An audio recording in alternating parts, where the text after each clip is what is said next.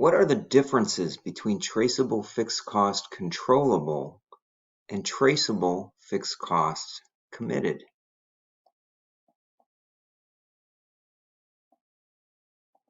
Traceable fixed costs refer to the expenses that can be directly linked or attributed to a specific department, product, or activity within an organization. So these costs are fixed in nature, and that means that they don't vary with changes in production levels or sales volumes.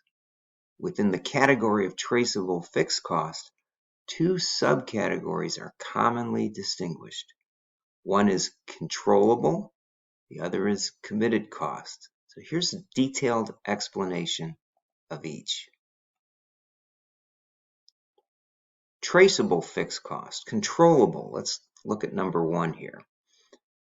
These are costs that are expenses that can be managed and influenced by the decision-making authority of a particular department or manager. So these costs are within the direct control of the responsible individuals, and they can be adjusted or modified based on managerial decisions.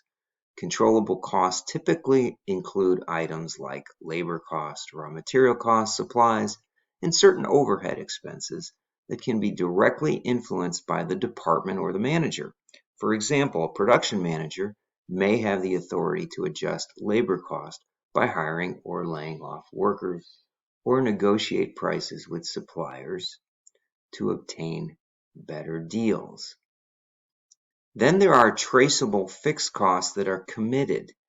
These are committed costs that are expenses that cannot be easily adjusted or influenced by the decision-making authority of a specific department or a manager. So these costs are usually associated with long-term contractual agreements, commitments, or obligations made by the organization. These committed costs tend to be more rigid, more inflexible, and they often result from decisions made at higher levels in the organization.